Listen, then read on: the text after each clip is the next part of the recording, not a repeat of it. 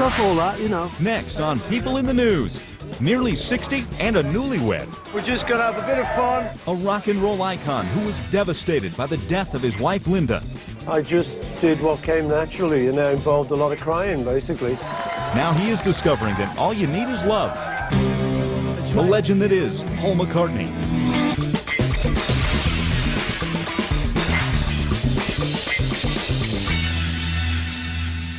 Welcome to People in the News. I'm Paula Zahn. As rock and roll legends go, they don't get much bigger than Paul McCartney.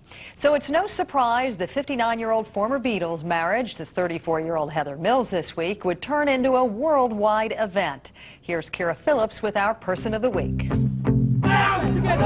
Last July, the media jockeyed for position to hear the big announcement from a member of rock's royalty. Sir Paul McCartney and his new love, activist and former model Heather Mills, told the world they planned to wed. Well, details we're engaged, that's it. That's it. Well, it's all very private stuff, all that, you know. Anyway, we're standing here for the cameras and we're very happy, and we'll get married sometime next year. That's about it, the details. And with that, off they went, leaving the pack abuzz, begging for more information. The former Beatle and his bride-to-be would not name the time nor the place, sparking speculation and rumors on both sides of the Atlantic. Finally, this week, with the gossip columns in overdrive, they came clean with some details. What we're going to do is basically a family wedding, so we're going to have family and friends, and we're just going to have a bit of fun, and we won't be up. Hello. So there you are. Thank you very much for your support. And we'll see you. Thank you. All right? Now, if you didn't get that, you didn't get it. At last, the mystery was revealed. The ceremony was at remote Castle Leslie in Glasgow, Ireland.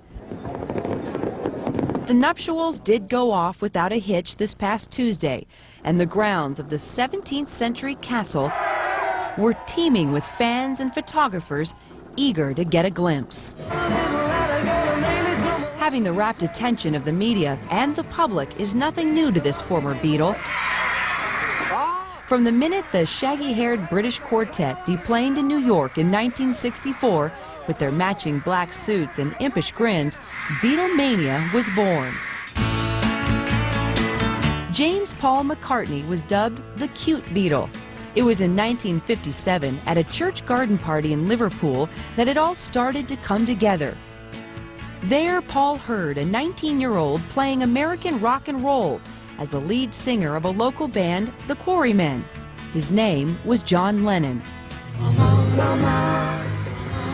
That chance meeting led to a partnership that would last 13 years and produce a record number of #1 singles.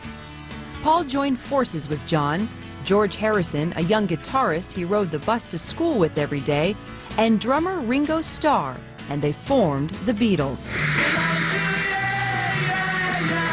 In 1968, an American photographer was sent to capture some of the Beatle magic on film. Only on this assignment, Linda Eastman also captured the attention of one of her subjects. She photographed Jimi Hendrix, Jim Morrison, you know, the Rolling Stones. She was a big name, and she photographed the Beatles at some event, met Paul, they started talking, they really clicked, and they never spent a day apart after that, essentially. After a year and a half, the two tried to wed quietly, without much fanfare. Well, it didn't work.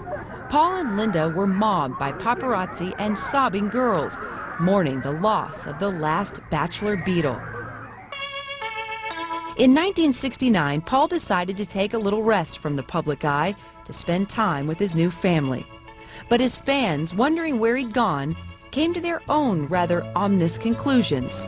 The notion was that Paul had died in a car accident in 1966, and the Beatles, fearful that their popularity would wane, had drafted in a Scottish actor, given him plastic surgery to make him look like Paul and a voice to sound like Paul, and then miraculously for some reason he then continued to write songs like Paul. It was insane. We all thought, oh well, we'll do a photo with Paul, but everyone would have said, well, that's the fake Paul. You know, it was just a bit of crazy rubbish at the time. Eventually, it took Paul posing on the cover of Life magazine to squash the rumor. Very much alive, Paul was at the height of success with the Beatles. But behind the scenes, tensions were brewing, and the Fab Four could not agree on how to go forward. They broke up over very different philosophies. Paul really kind of wanted to keep touring, and John wanted to be more of a recording artist in the studio, and lawyers got involved. Pretty soon, the four close friends couldn't even be in the same room without fighting. In 1970, the Beatles, who had an unparalleled run at the top of the charts, called it quits. No one will ever know who instigated the breakup. It was ugly, though. Eager to forge a new identity with a band of his own, McCartney formed Wings in 1971 with his wife Linda. Paul loved Linda so much and was so devoted to her, and they had such a strong marriage that they could not fathom life apart. That's how in love they were. And he said, if I'm going to have a band and I'm going to tour and I can't live without you, you're going to have to be a part of the band. Against all odds, the band and the marriage thrived as they raised 4 kids together. He and Linda set out to raise their kids as normal kids, and they succeeded. And that's the mark of any great marriage. But their happiness would come to an end. The feisty photographer who was so devoted to her husband and her children was diagnosed with breast cancer. The news was devastating to Paul, who also lost his mother to the disease. After a painful battle, Linda McCartney died in April of 1998. He essentially cried for a straight year, wept, uncontrollably. Paul virtually disappeared in the months following Linda's death. Friends and fans wondered if he would ever recover. When People in the News continues, Paul McCartney tries to pick up the pieces and move on.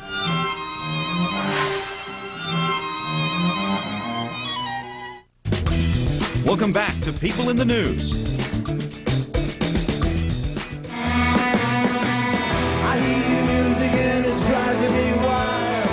Former Beatle Paul McCartney is still selling out arenas 40 years after hitting it big.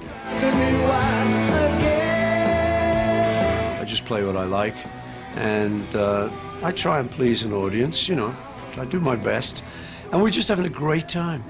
But don't ask me why or how, it just is happening. The nearly 60-year-old rocker is having a great time now, but just 4 years ago, he was dealing with the death of his wife of 30 years, Linda. A lot of people said to me, okay, get very busy and throw yourself into work.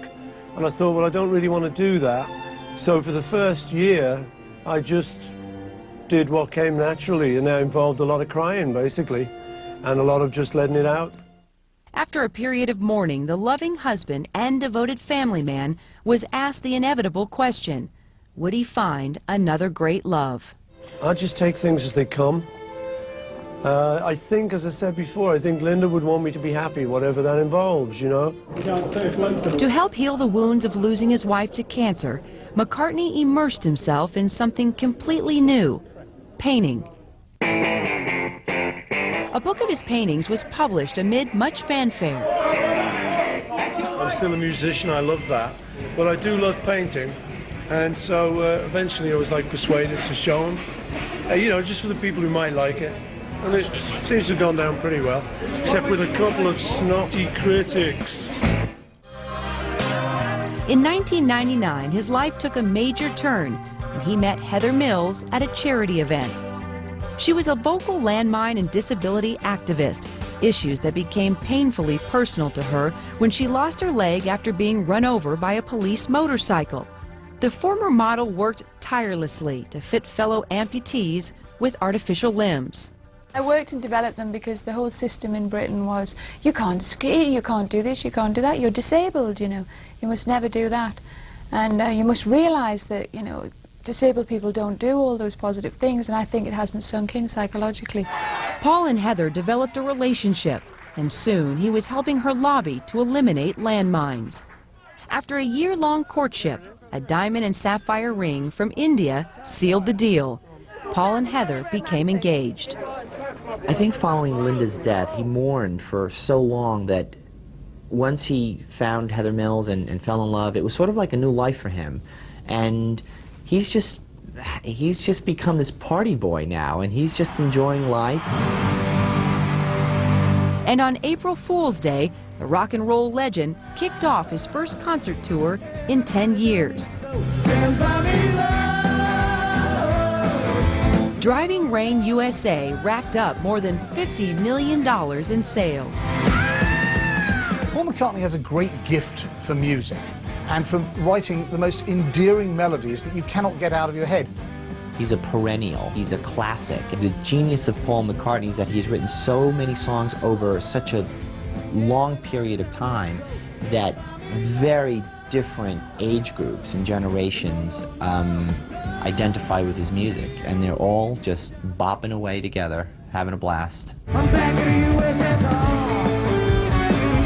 With 4 decades of work to choose from, McCartney says he knows there are fans out there hoping to hear some classics. If I was going to see a show of someone I liked, let's say Neil Young or Rolling Stones or someone, I want to hear some hits. It's just who I am, and I think I'm kind of a typical audience. So we try and mix it up. His concerts also reflect a life tempered by the loss of those close to him. Here today, the poem Paul wrote after John Lennon's death, now set to music. Maybe I'm Amazed to honor late wife Linda, and an a cappella version of the song Something, the George Harrison classic. I wanted to do some kind of thing for George, and when I thought about what to do, I immediately was reminded of the second to last time I saw him. We'd had dinner, and we played ukuleles together. That was his thing. He really loved the ukulele. And at that point, I just made a little joke and sort of said, I do this number, you know, and I played a little bit of something. And he made a joke back and said, no, it goes like this. And we talked about it. It was a laugh. It was one of our last moments, I suppose, you know. And it was a lovely moment. McCartney was also touched by the tragedy of 9/11. He wrote the anthem, Freedom, after the terrible events of that day. We were on the tarmac at JFK at 9:15 when the captain just sort of stopped the plane and said, there's been a terrible accident, and we could see it out of the window. My dad had been a firefighter. That was kind of part of it. As I was seeing the firefighters, I was thinking, God, my dad did that in World War II. So it really brought it home to me, and I thought, well, I want to do something for these people. I'm from New York and for the US.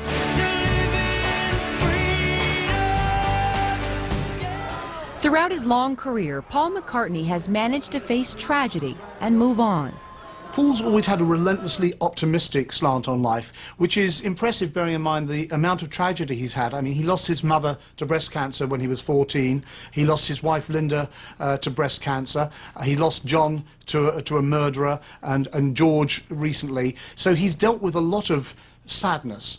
But he's cheerful. He takes that attitude. He has a positivism, which I think is why he looks so sprightly for a man of his advanced years. And now with a new bride and his 60th birthday this Tuesday, Paul McCartney has reason to celebrate. And if his latest tour is any indication, he's got a lot of years ahead of him.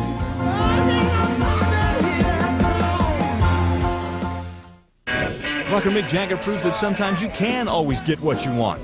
The frontman of the legendary Rolling Stones is reportedly set to be knighted by Queen Elizabeth II. Jagger will join the other Knights of Rock, Sir Paul McCartney, Sir Elton John, and of course, Sir Mix-a-Lot. Need more satisfaction from celebrity news? Then pick up a special double issue of People magazine this week. We'll be right back.